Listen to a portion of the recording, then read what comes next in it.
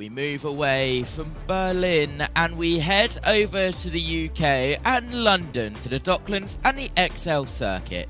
It's free practice 2 here in London just before qualifying to get the cars all set up. Let's go over to your commentary team of the Formula E World Feed.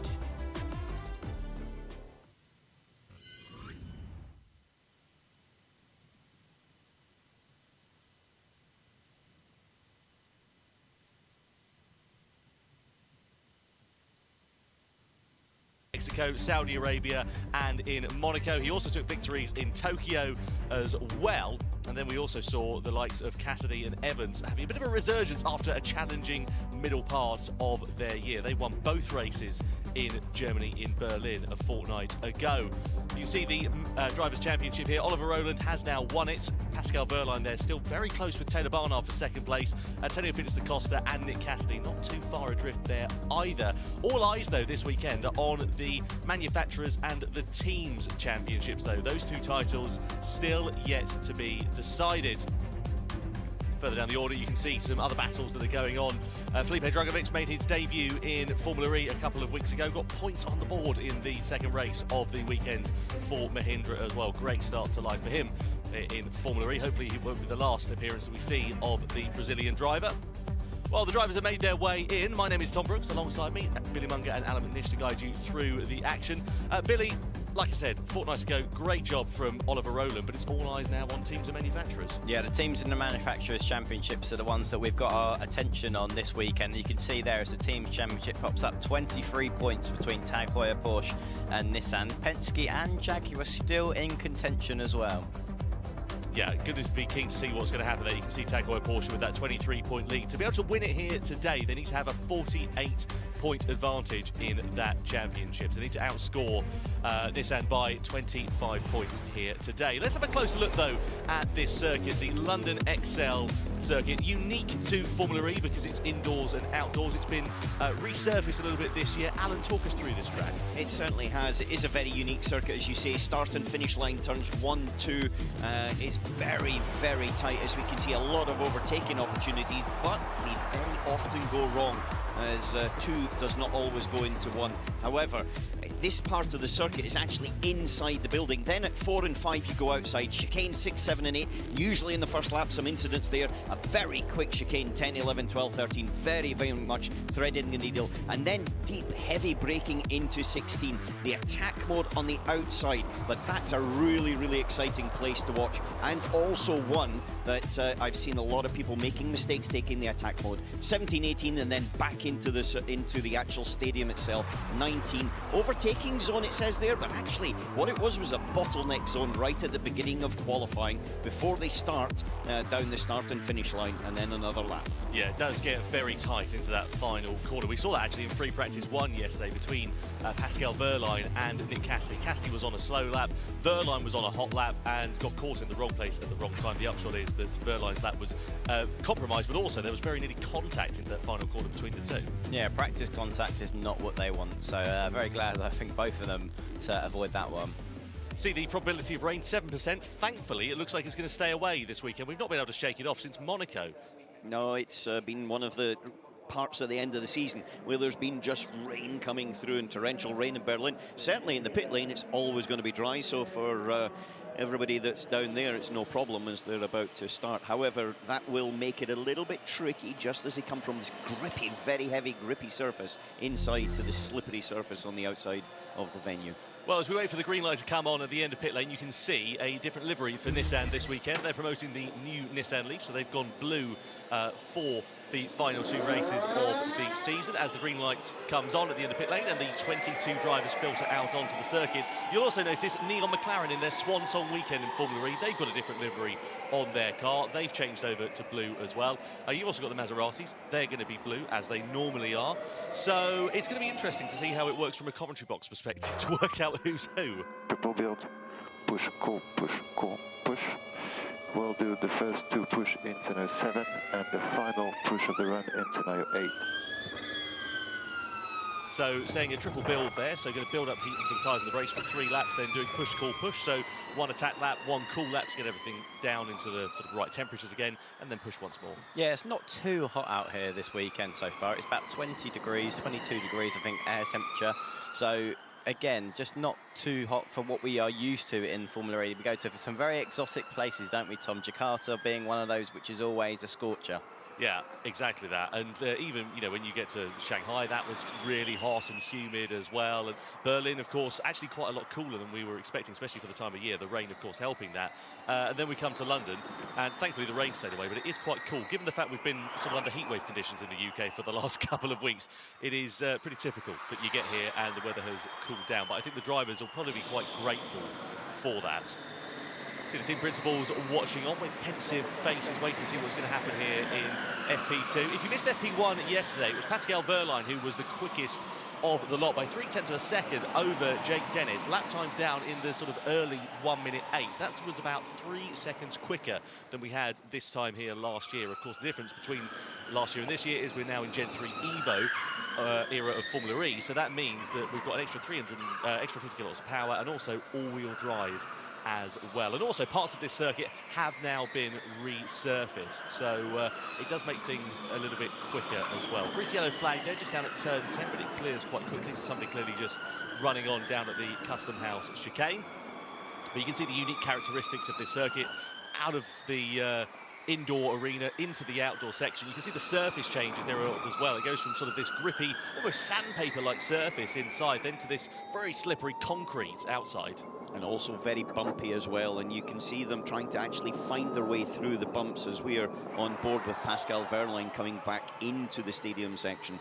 But yesterday the bumps actually caught out Lucas de Grassi, where it shut down his car because of the force, the vertical force when it landed was so high that it tripped a sensor and then ultimately stopped his car. Yeah, it did it again a second time, didn't it, in the session? So it stopped his car just before we were coming into this section here as well. And some drivers obviously not happy about that because they lost a bit of track time as a result.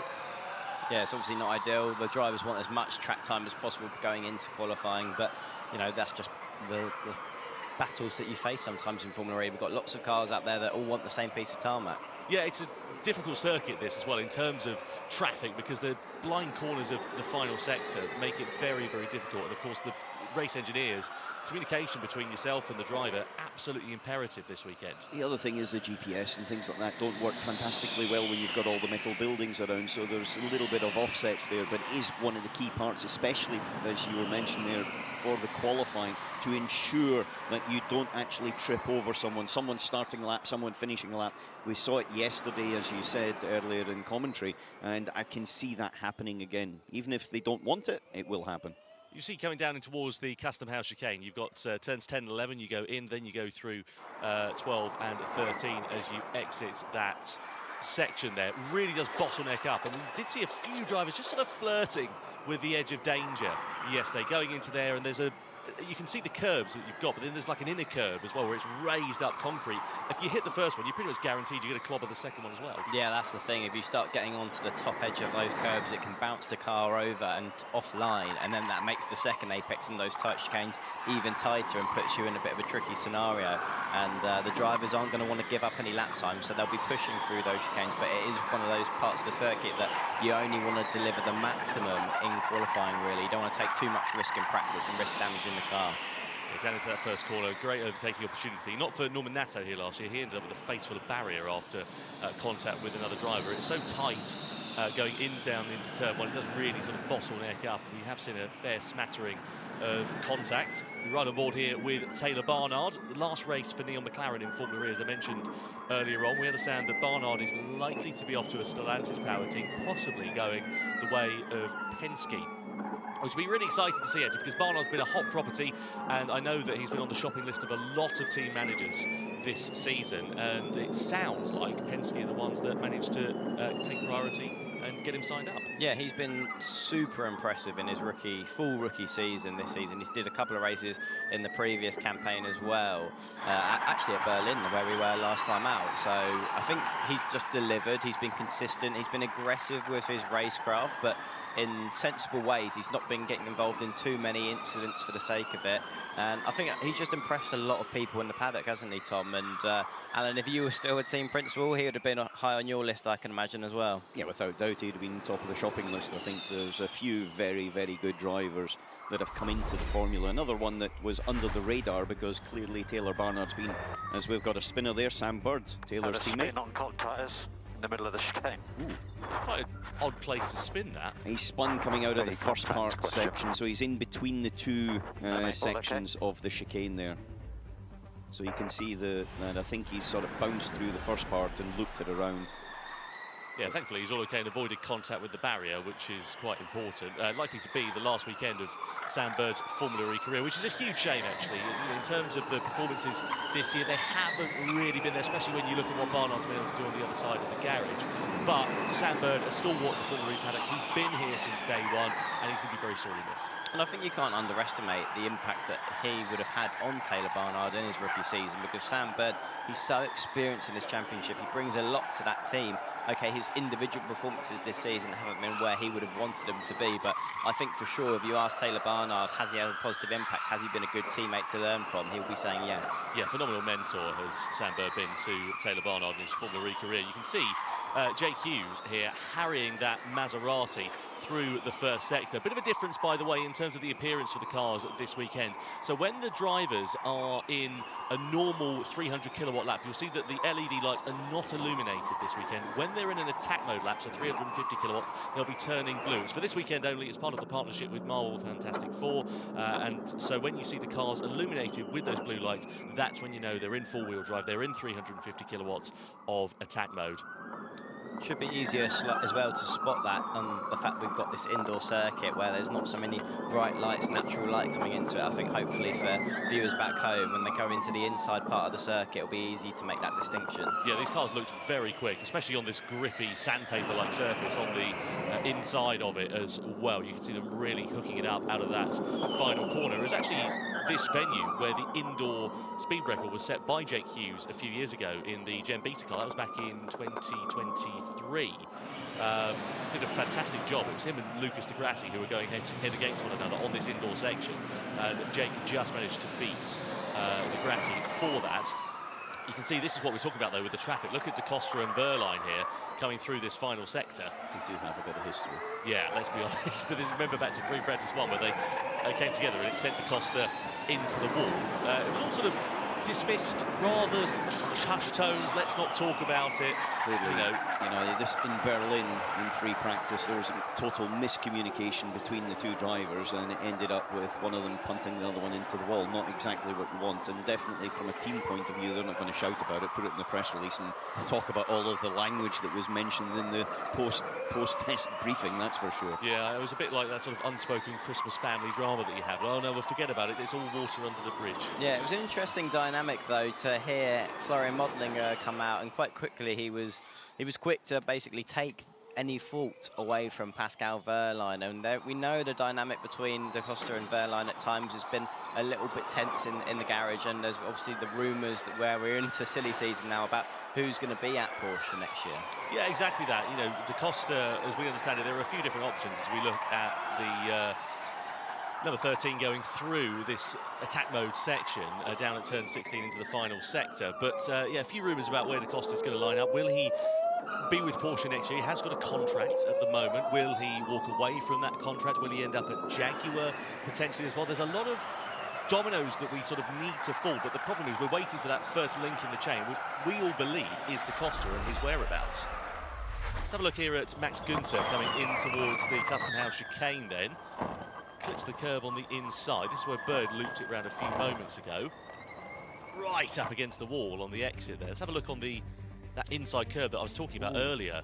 Yeah, he took that, just caught the edge of that higher part of the curb, and it definitely moves the car around a bit, doesn't it, Alan? It also puts a lot of shock through the front drive shafts into the front e-motor as well, so you've got to be a little bit careful with that. Another thing that we talked about earlier on, being careful, is just driving unnecessarily slowly in the last sector, and Eduardo Matara has got a black and white warning flag for doing just that. Yeah, driving unnecessarily slowly. You can see the white flags there for drivers, just to be aware of what's happening. Of course, they'll have the race engineers on the radio as well. Now, Lola Yamaha apt yesterday. Difficult day at the office, especially for Lucas de Grassi after the technical problems that we saw twice for him bringing out the red flag in the session.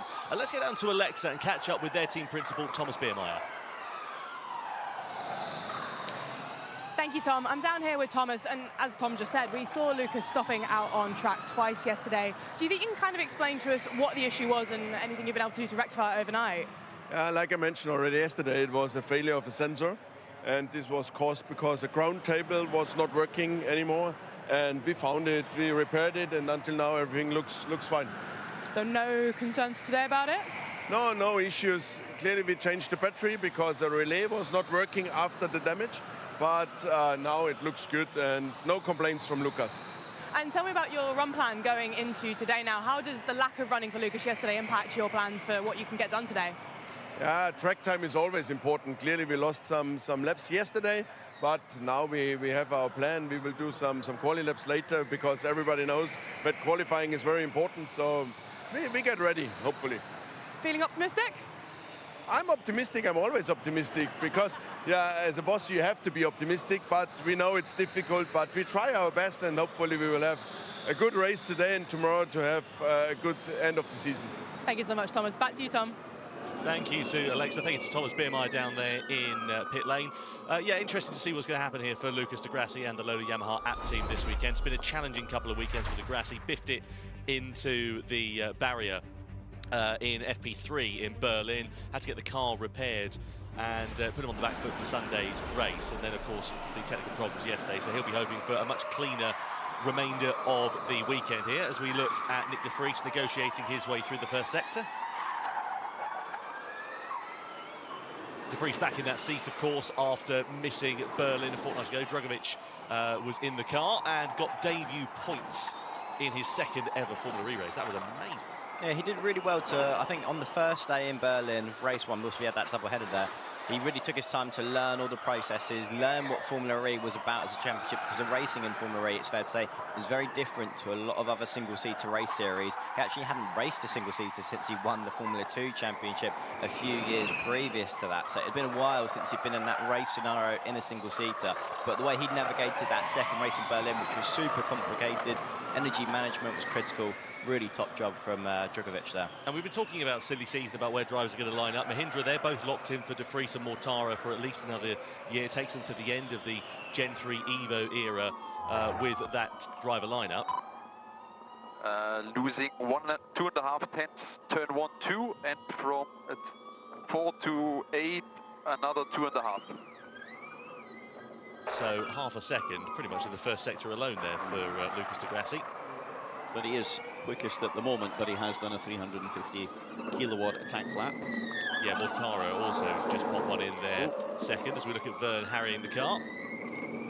This is the problem, isn't it? Just going through these corners. You see how blind it is with the walls elevated so high.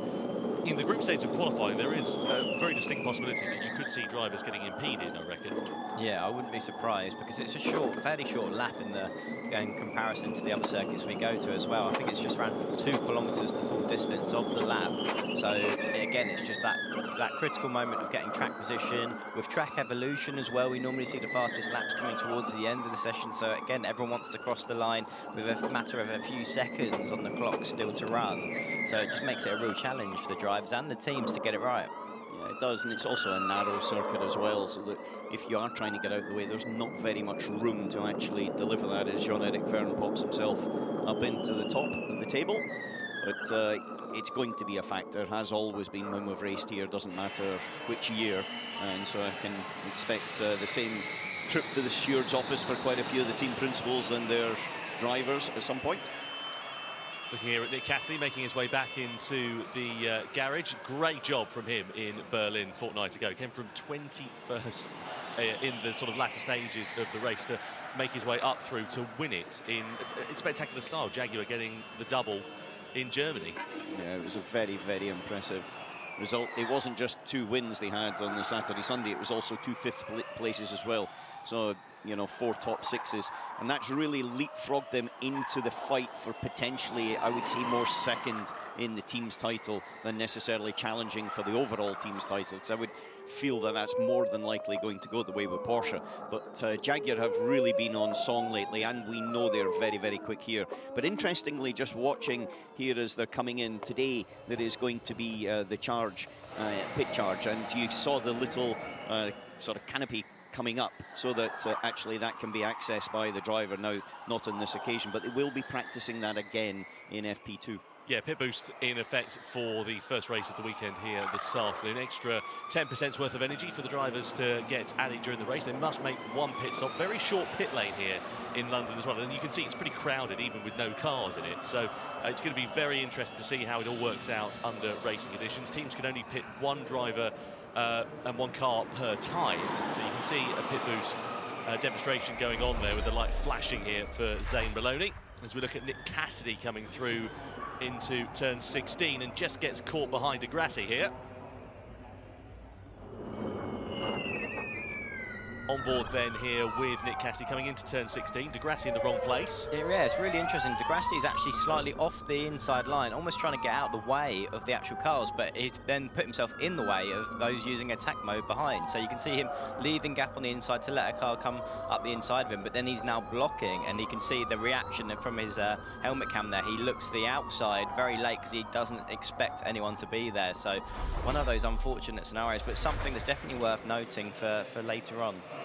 Yeah, I can't imagine he's going to be best pleased with that there, Lucas Degrassi, because the stewards are taking a pretty dim view of it. We heard Marek Aniszewski, race director, yesterday saying, you know, be very careful about going unnecessarily slowly. I think there, Lucas was getting out of the way. It is the question of unnecessarily slowly, I think, is the only thing that you could really look at. But, you know, it's really, really tough because you're trying to keep out the way, trying to do the best of it, and to do that, you would need to go flat out, but that obviously is not what they're trying to achieve either. But one thing I was just going to mention, and you saw it there, just the cars jumping, there's a big difference around here with the cars that are absorbing the bumps and the cars that are not. And we saw earlier on Jake Hughes, and you mentioned he was hustling the car. The car was all over the place. It was just dancing around on top of the bumps as opposed to just riding over them. And so I think you're going to see quite a big difference if we get some nice slow-mos between them. Yeah, on board here with Taylor Barnard very briefly as he comes across the timing line, goes to the top of the pile, 1:08.3, so about 0.3 of a second away so far from the quickest time in FP1 yesterday. We've still got 20 minutes left though of this session, so plenty of time for those improvements. New livery for the Neil McLaren team for their final weekend, as we said, and also the same helmet designs for Taylor Barnard and Sam Bird, which I can't wait to dissect in commentary in the race later on. You've been thrilled about that, Tom, haven't you? I've not mentioned it once. No. I haven't been going on leave that to Tom personally. Anything to do with the McLarens in qualifying and in the race. It's all you, Tom. Thank you, much appreciated. Looking then at Sam Bird in the other Neon McLaren, just making his way through. You can see up over the rise in towards turn 19. And Bird on a personal best lap at the moment through turns 20 into the indoor section. You can hear the tyres chirping away there. He's in a full attack mode lap here as Bird. He goes to make it a Neon McLaren 1-2, just slotting in a couple of hundredths of a second behind his young teammates. Really neat last sector from Sam there, his fastest of everyone. Looking at the times, Mortara is up by just over 3/10 of a second coming into the final part of the lap now, Tom. Yeah, just looking at the lap traffic in front of you, you need to be an owl this weekend, don't you? Eyes in the back of your head to be able to work out what's going on with all the cars finding their way through. Mortara just over cooking it a bit there into 19, sends him offline for the final corner of turn 20 and then right up against the wall. Still manages to go fastest, but without that mistake, he could have been probably a 1/10 of a second or so quicker. So obviously unable to change calibrations for this next run, but feel free to adjust the bike and shift as you require. Any ideas, Billy? I think they're with McLaren, Tom, so we said you, no? Thank you. Much appreciated. Bite and shift. There was lots of technical terms there from Taylor Barnard's engineer. But yeah, I would think the shift is the migration of the brakes as you're recuperating energy. But yeah, we'll need to go and get Tom to explore as Robin Freins is doing full rally spec as he came in there. That was your Scandinavian flick from Belgium. From a Dutchman, sorry, apologies. backing his way into the penultimate corner. Cooper Kiro currently 6th and 14th. Beckman the quickest of the two drivers at the moment. Some rumours going around about what the lineup is going to be next year. We understand that Ticktum is going to be locked into that seat, but who will be alongside him? I was chatting to a journalist in the paddock this morning who said possibly Nico Muller could end up in that seat next year. Wait and see what happens. Anyway, let's go down to Alex Hui, the team principal of Cooper Kiro, and catch up with him in the middle of FP2. Thank you, Tom. Now, before we do talk FP2, I hear you brought a special guest to track this weekend. You've had a horse here. Can you explain that to us? That's a campaign to redefine racing. So basically, if you search what racing means in day one, it was horse racing.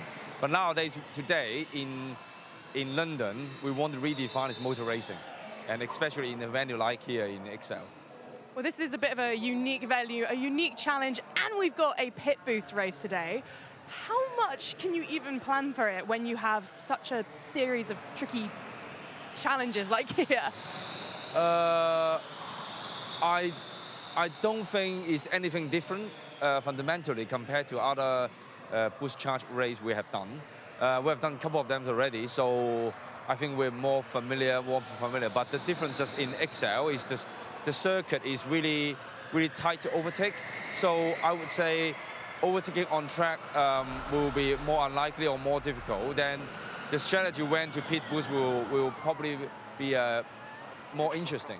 And also here you got indoor section and you got weather.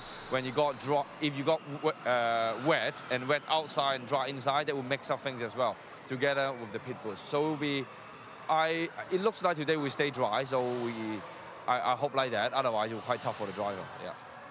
And Dan's previously gone very well here in London. The team's been making big steps in improvement. What are your hopes and expectations for this weekend? Honestly, I don't try to draw expectations because you never know in Formula E. Because it doesn't really help us it's not helpful to expect anything. So our strategy is always try our best. And I know we got a car, we got a driver can win the race in every single day if things go right. So we'll try. We'd love to see it. Thank you so much, Alex. We'll let you get back to it. Thanks to Alexa, thanks to Alex. It's not helpful to expect anything. I'm not sure I agree with that, I must be honest with you. But there we are. Anyway, yeah, good campaign that the Cooper Kiro team have got going on this year as Ticktum goes to the top of the pile. Nice and on cue, thanks there, Dan.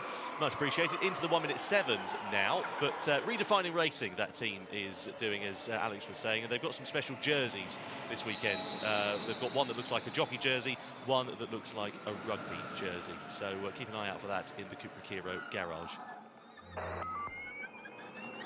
Absolute handbrake into turn 1. End of braking. So I assume he's talking about locking the rears there into T1, isn't he? Yeah, he is, as Maloney had his lap time taken away for this big lock-up down at the chicane and then going down the escape road. That's going to have damaged that right front tyre a little bit, I would suggest there, Billy. That stayed locked for a while, didn't it? Normally you can see like a small lock-up and then you're trying to feather to come out the brake to sort of get that tyre functioning, but you can see he just locked up the whole way, all the way until he almost came to a stop. It's an interesting one, isn't it? Because he locks up, you can see them release the brake and then hit the brake again very hard and locks up a further. Yeah, it's difficult to, have it release once you've locked it up. You tend to, it's the brake's hot in the tyre and it just seems to do that, especially around here because it is a slippery surface as well. Yeah, it'll be like a 50p piece after that, unfortunately, there for Zane Maloney, currently bottom of the pile at the moment, courtesy of having that lap time deleted. His teammate Lucas Di Grassi faring a bit better, down the order or up the order for him compared to Maloney in 9th position as we ride on board with the reigning world champion Oliver Rowland. Special helmet livery for this weekend in celebration of taking the title. If you remember, a couple of years ago, he didn't have a Formula E seat, walked away from Mahindra midway through the season. He was talking to Saunders about this prior to the weekend. Great video if you catch it on the Formula E socials, and saying, it was a big risk to walk away from that seat, but I knew that the opportunity would be greater. He said, I knew I had to make the most of it. Walked back into the Nissan team where he had some success previously, and you can see quite clearly he has taken full advantage of it. Yeah, I mean, it's very rare in motorsport that when you have a secure seat in a championship of the calibre of Formula E that you would think or see one of the drivers to sort of give that seat up effectively, because it's, you know, only 22 seats on the grid. It's not long at all. Not many seats at all, should I say, for the drivers to fight for. So it's a huge, brave move it was from Oliver Rowland, and obviously now he's champion, it's fully paid off.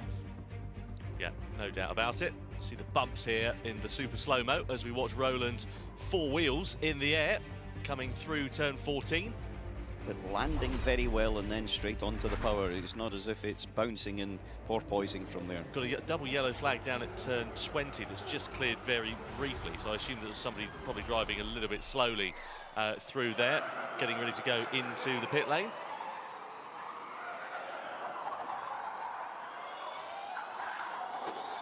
Da Costa on a quick lap. He's in full attack mode at the moment. The blue light illuminating the car here through 19, though, a bit deep into there. Yeah, loses a bit of time. That's going to cost him a few tenths of a second. I don't know if this will be enough to go to the top of the pile. Indeed, it's not. So drops down to 4th quickest. Yeah, but that would easily have been quickest if he had actually made that apex going into the second last corner. You say that, Alan, I'm looking at the sector, he actually lost less than a tenth to the fastest sector, so it definitely would have put him right on the bubble, considering he's just under a tenth off. So he would have been 900ths off. 900ths off, so it would have been on the mark if he could have managed to go purple through there, but it's not as big of a loss as I thought it would have been, and we're on board here with Pascal Wehrlein now, navigating his way around this London circuit.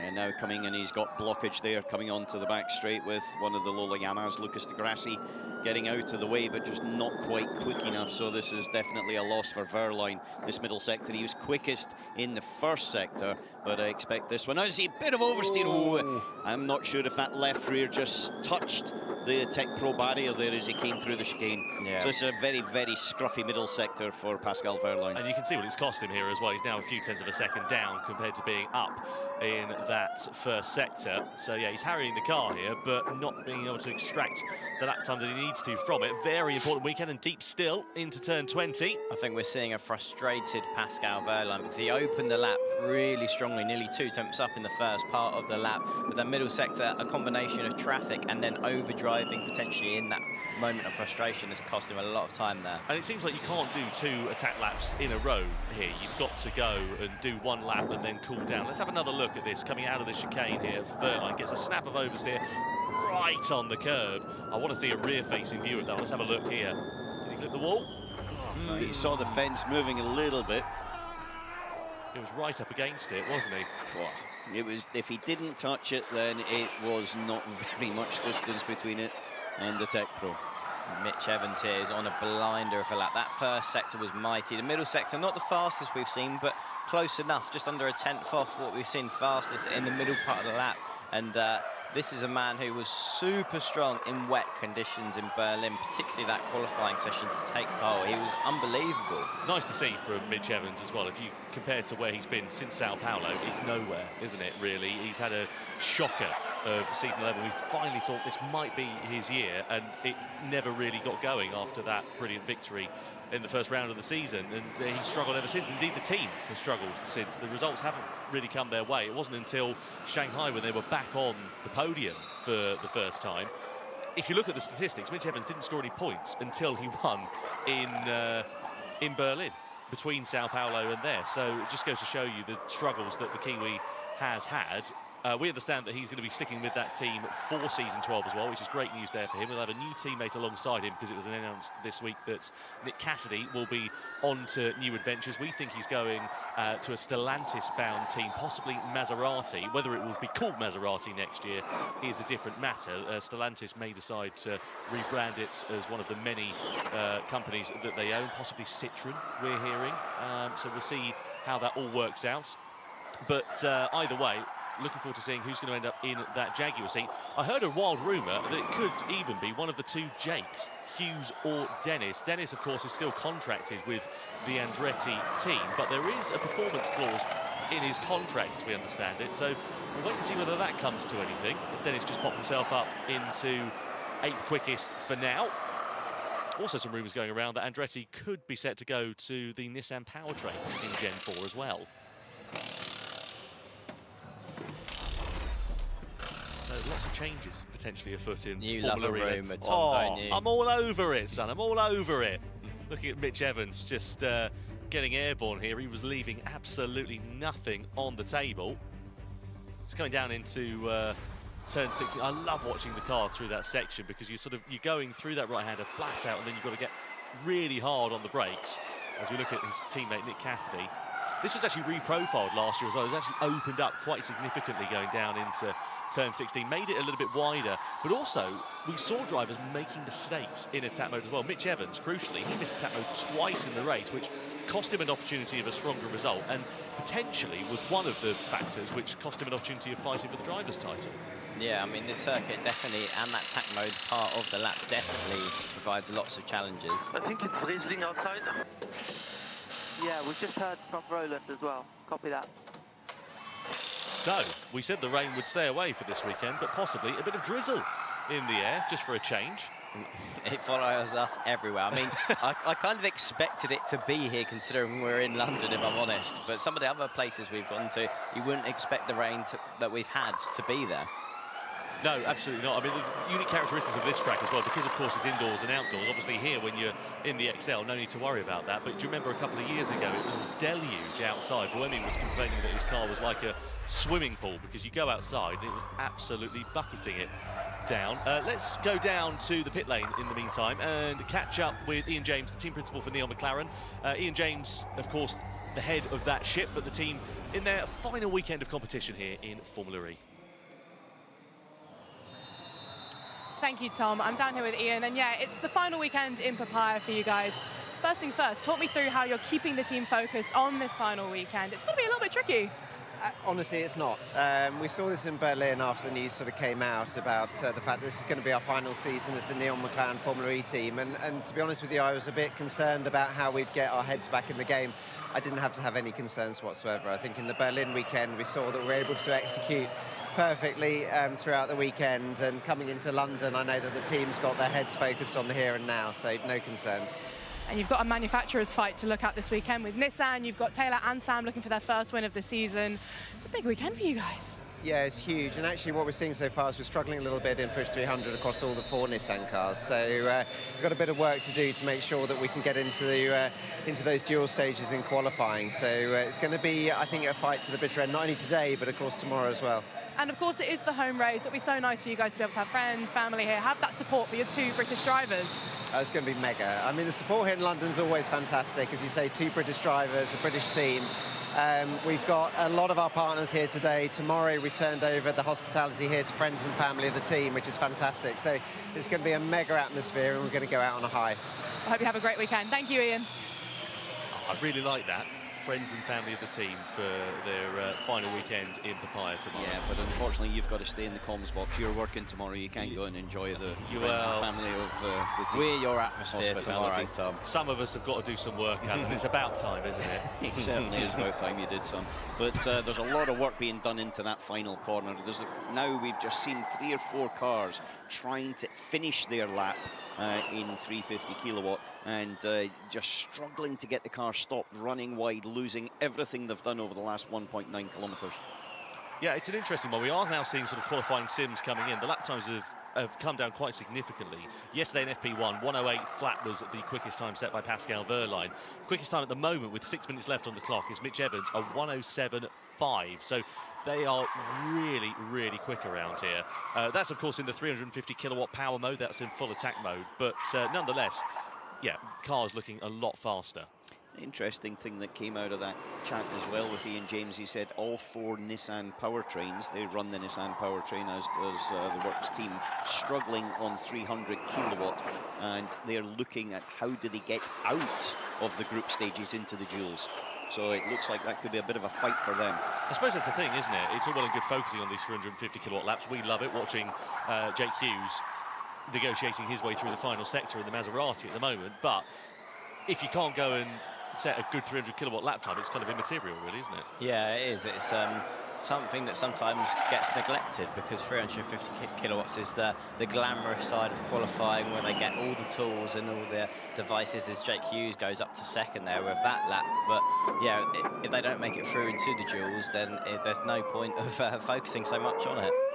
Dan Tickton, home race for him. 6 British drivers on the grid this weekend. There was a great photo shoot with 6 British drivers yesterday, and they gave Sam Bird a leg up because he's a little bit shorter than the likes of Jake Dennis, for example, and some others. Easy, Alan, easy, Alan. I did see that knowing glance in the commentary box got there. A death stare there. Always said Sam was a giant of a man. Got a double yellow down at turn 19. That's the It's just people going slowly. Yeah. And it's the old thing, 4 minutes to go, qualifying sims, whether it be your 300 kilowatt or 350, and everyone's just going slowly, and they're going so slowly, it's alerting the system that a car seems to be stopping.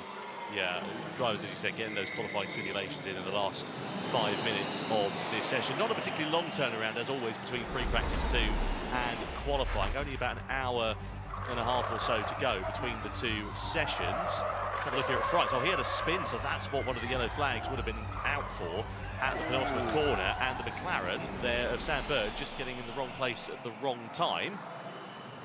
Very blind entry into turn 19. If you remember a couple of years ago here, in the first race of the weekend in 2023, we had an incident there which blocked the road. It became a car park, which brought out the red flag.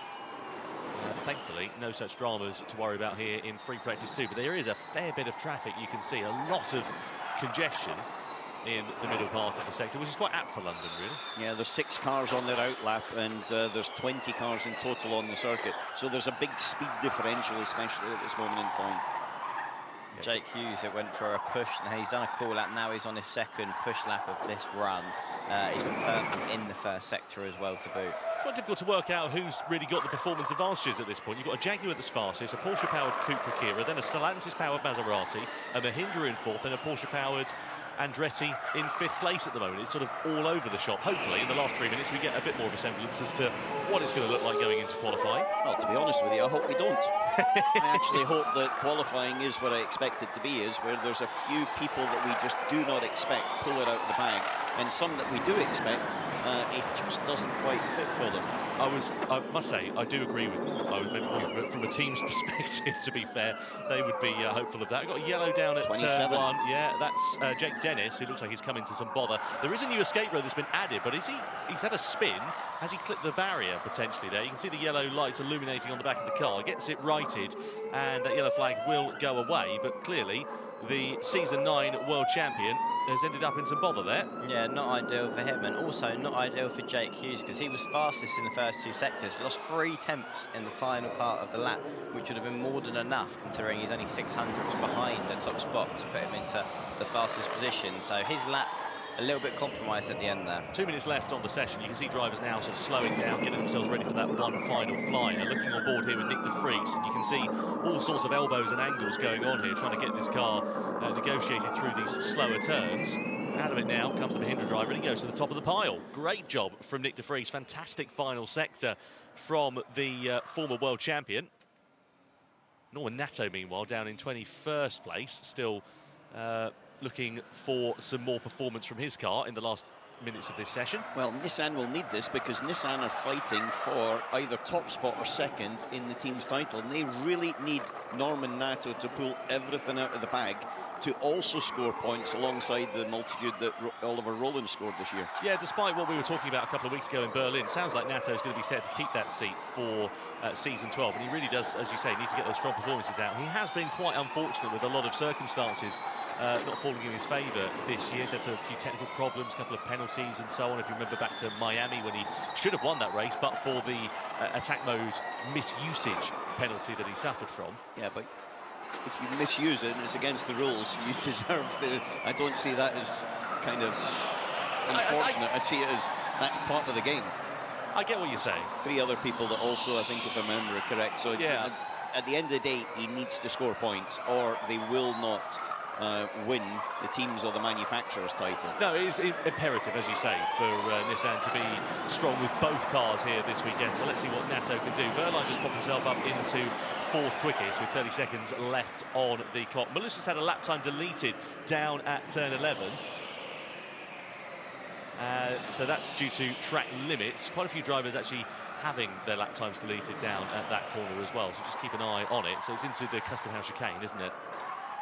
Cassidy, meanwhile, 20th for him at the moment. He's on a full push lap, though, as you can see. Personal best for him, just a couple of hundredths away from De Vries' quickest time in this sector. De Vries is not on a full 350 kilowatt lap, and it might impede Nick Cassidy here then, because he's catching him in the wrong place through this chicane.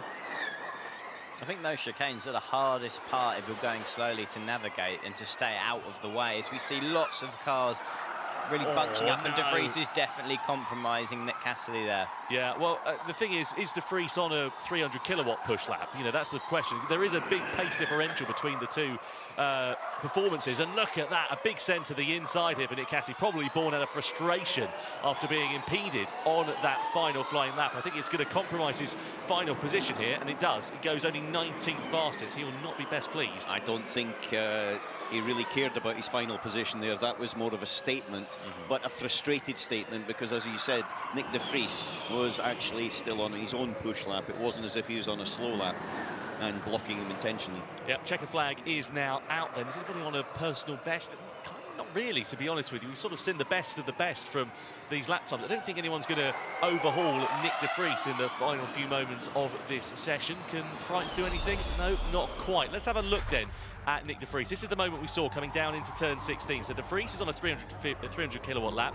Cassidy's on a 350 kilowatt lap. And, well, the big performance differential between the two, it's not like De Vries was going intentionally slowly. A couple of minutes before, this is what happened here for Jake Dennis. He just ran on down at the first corner and had to do a 360 to get it facing back towards the track. There is now a new runoff area there as well, actually, a bit of a gap on the Tech Pro barrier on the right-hand side, but it is pretty tight going through that part of the circuit if you have to use the runoff section. So Dennis there just deciding to loop it round and get back onto the track in the previous way that we've seen here before.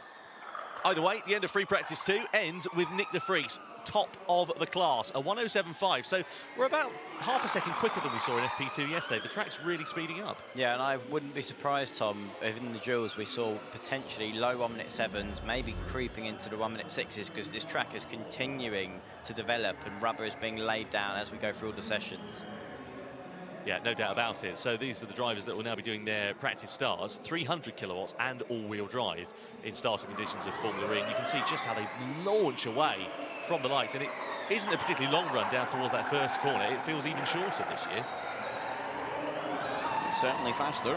Distance is the same, but they do really get off the line. And also with some of the slow corners as well, leading down into the chicane on the first lap, down into turn 6. When you come out of the building, then I can see the acceleration down there and a few side-by-side incidents coming our way. Yeah, it is going to be a proper bottleneck down in towards that first corner, as it always is on the opening lap. Qualifying this weekend is absolutely imperative. Unlike what we had in Berlin a fortnight ago, where we had a very wide, quite open circuit, you could cycle your way through the field even if you'd not done particularly well. Cassidy was the prime example of that on Sunday. He started down in 20th on the grid and came through to take victory. But if you look at this circuit, it's complete contrast.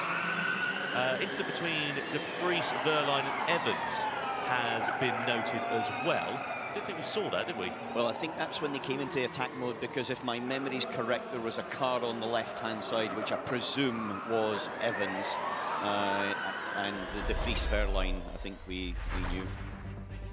Yeah, we'll wait and see what the outcome is of that. This is Freit's spin. Man, I don't know what's happening there. Like, I had a few warnings already, and now I just lost the rig completely. See the car pitching quite a lot going through there, and Sam Bird thankfully getting on the anchors quite well and managing to avoid contact with the envisioned driver in that final sector. Anyway, free practice 2 comes to a conclusion here in London for the Marvel Fantastic 4E Prix, and it is Nick De Vries who's quickest of the lot in the Mahindra ahead of Mitch Evans. Dan Ticktum leading the British charge from 3rd place ahead of Pascal Verline and the next Briton of Jake Hughes in the Maserati. Stoffel Van Dorn is 6th ahead of Nico Muller and Eden Mortara. Antonio Felix da Costa and then Sam Bird completing the top 10, just half a second separating 10 drivers. So that is a very small margin, and I'm sure is only going to get smaller as we go into qualifying. Jake Dennis had a spin at the end of that session. Reigning world champion Oliver Rowland only 13th fastest, and we saw Nick Cassidy in some bother at the end of that session. He was impeded by Nick de Vries, courtesy of the fact that he was on a 350 kilowatt lap and de Vries was only on a 300 kilowatt lap, meaning that Cassidy was not able to improve and ended the session 19th quickest. Nato down there in 21st place. He needs to make an improvement if he's to help Nissan's challenge for the team's title here this afternoon. But Dan Ticktum, third quickest for him in the Cupra Kiro. That's a great result, and it will give the British driver, the winner from Jakarta, some confidence going into the penultimate qualifying session of 2025. Mitch Evans also P2, continuing the form that we saw from him in Berlin a couple of weeks ago. But a fantastic job from Nick de Vries in the Mahindra to end up at the top of the pile at the end of free practice 2. I think he'd be pretty happy with that. Do you think Rowland down in 13th is a cause for concern, Billy? I don't think so. I think there's super tight margins. I think Oliver Rowland, like many others, probably didn't have the cleanest of laps. And I think there's always a bit of time with the engineers now to dissect what's gone on and to make improvements. So Oliver Rowland, I think when it counts, he normally delivers. Yep, Oliver Rowland then down in 13th place. You can see a special helmet design here for this weekend. He's also painted the top gold, courtesy of the fact that he is now the world champion. So, I don't know, Nissan's in 13th and 21st place there, Alan. I actually, just looking at it, Sam Bird is the top Nissan runner in 10th place, with Rowland in 13th, with Barnard in 15th and Nato in 21st.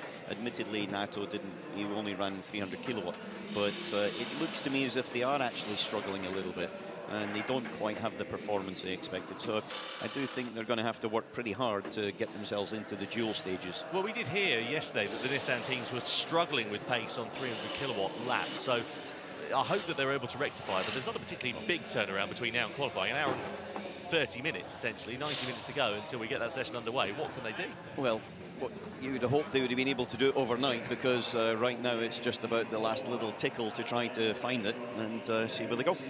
Yeah, no doubt about it, as the drivers make their way up to the weighbridge.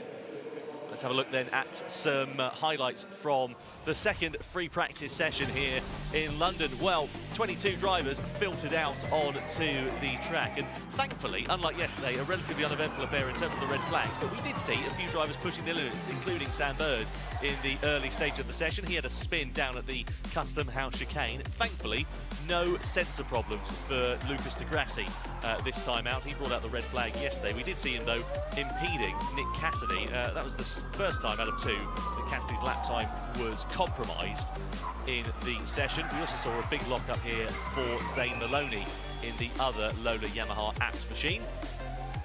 So they'll be making some changes to the brake bias, and the cars dancing around on a knife edge, including Pascal Wehrlein, the Season 10 world champion. He was right up against the wall on one occasion.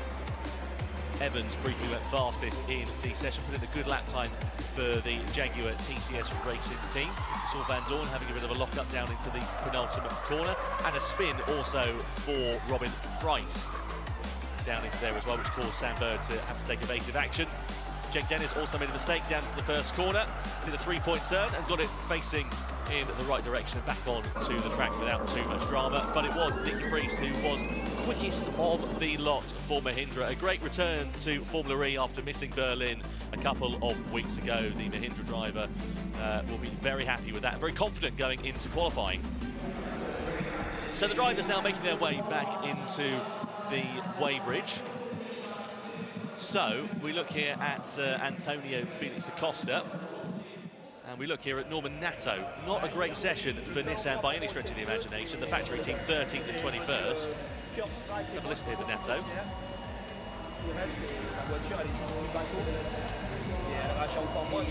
Can't really hear what he's saying there, unfortunately. Yeah, the body language, it's clearly he's speaking to his engineer and saying it looks like he has got the front tight in the car and then the rear's breaking away from him. Yeah, Yeah, my French unfortunately isn't particularly brilliant. Alan, you've lived in Monaco for a while. Yeah, I know, but you keep talking over the top of it. So, yeah, basically he's just got no feeling for the grip. He's got understeer, he's got rear oversteer when it's coming off the bumps. Well, qualifying gets underway in an hour and a half's time. We'll see you then here in London.